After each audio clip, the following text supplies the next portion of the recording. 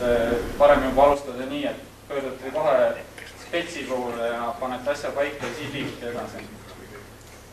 On veel küsimusi? Sinu juurde saab tulla sina teed? Jaa, Aivo kaudu saate mul kontakti, et võite alati siit läbi astuda.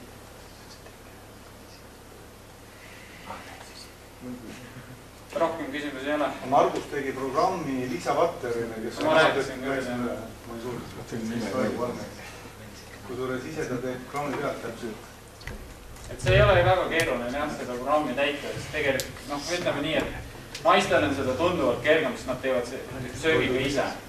Meestel tavaliselt on see probleem, et mehed ise süüa ei tee, aga ütleme nii, et kui naispool viitsib nagu natukene arvutisse vaadata ja mehele söögi valmis teha nii, siis saab ka mees täpselt programmi pealt oma tulemust mõjutada.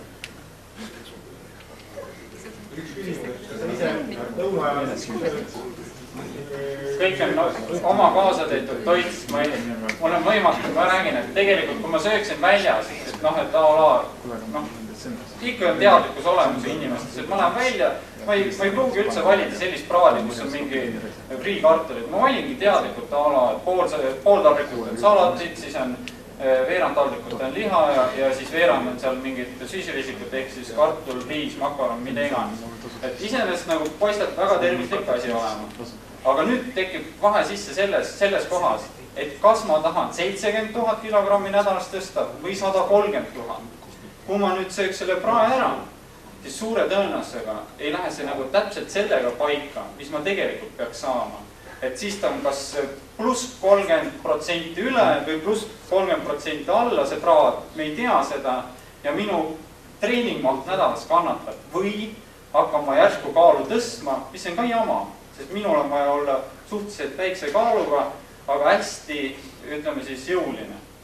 Et ma ei pea lihastes olema, aga ma pean jõuline olema ja kerge kaalugas, kuna ma olen kaalukategoorias A90. Et ütleme, teil on ka see kaaluasi nagu oluline selles suhtes, et kas te olete rattaseljas 10 kilo raskem või 10 kilo kergem, see on ikka väga suur vahe. Et rattakaal on ka muidugi üks asi, aga kuskil tuleb see piir vastu, et ei saa nagu, kui teil ratas niigi kaaluma ainult 7 kilost, ei saa 0,3 kilot, niikuinii ei saa kunagi kätte või ühesõnaga rattale igal juhul jääb kaal alles.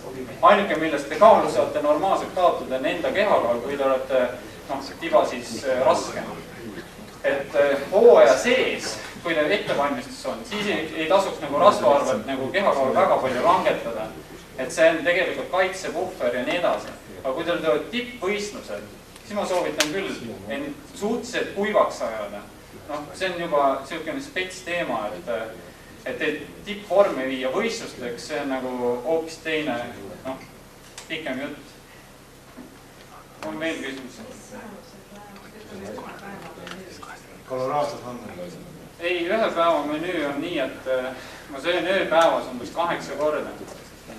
Ja need on täpselt mul välja arvutud, et millistel kordadel, kui palju ma saan süsivesikut, palju rasvu, palju valke, ühesõnaga maksimaalselt kõik oskan nagu ette arvestada, et see annaks maksimaalselt tulemusest. Tegelikult on väga oluline, millal, mis kellaaegadel ja mida te sööte.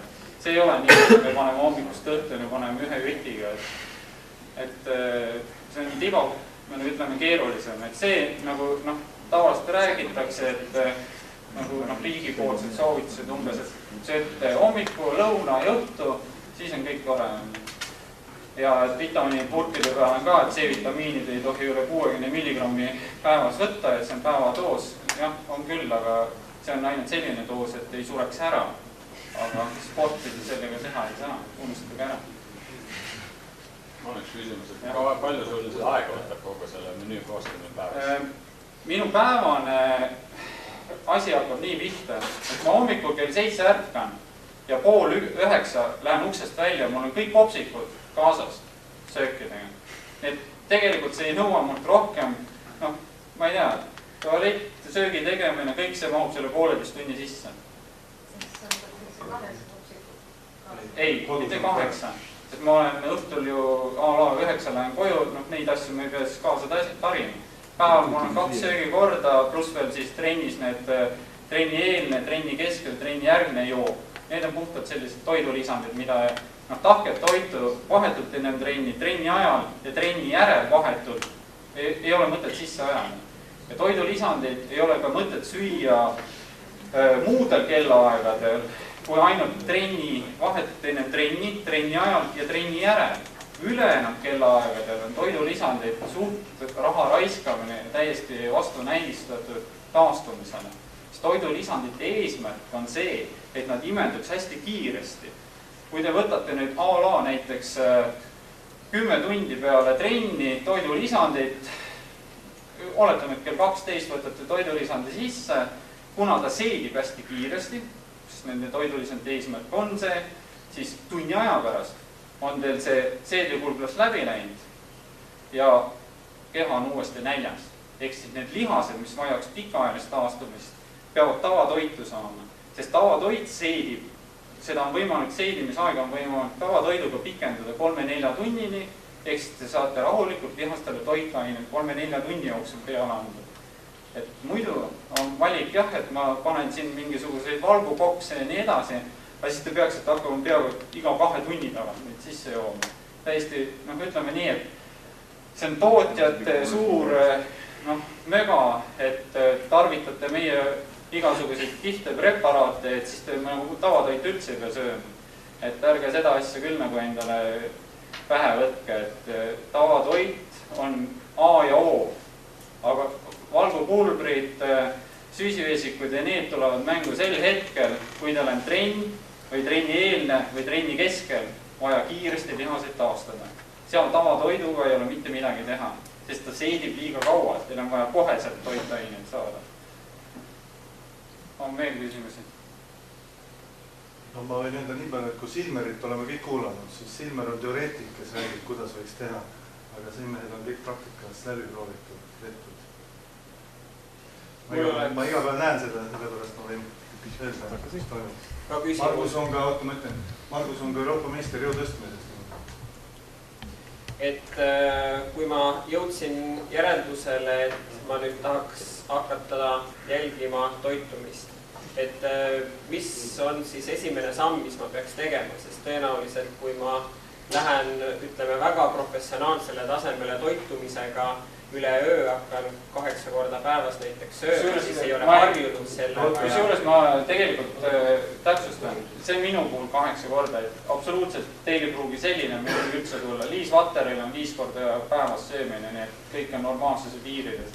Et ütleme nii, et inimesed on erinevad, ei saa ühe vitsaga lüüa, et nii nagu riik soovitab 60 milligrammi kõigile C-vitamiini, see on üks on selline, teine on selline, üks kaalub 50 kilo, teine 200 kilo, sa ei saa 60 milliga mitte midagi teha.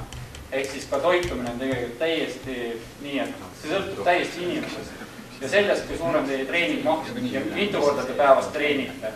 Et tegelikult see toitumine tuleb paika panna täpselt sellest isikust ja sellest treeningmahust ja kõigest sõltuvalt. Ei saa niimoodi, et üks vend võtab toitumiskava ja siis 10 venda kõik täidavad täpselt seda sama kava. See on täiesti mööda asi. Et neil 10 teisel tüübil ei ole täpselt samasugust mahtu. Ei ole sellist seedimist, nii edasi. Seal on miljoneid asju, mida tuleb arvesse võtta. Seal ei tasu nagu copy-paste versiooni nagu raudselt usaldada. See on bullshit. Et tervislikku toitumist võite te muidugi kõik jälgida, aga siis arvestada ka lihtsalt sellise tervise sportlase tulemisega. See ei ole ka paha. On veel küsimusi?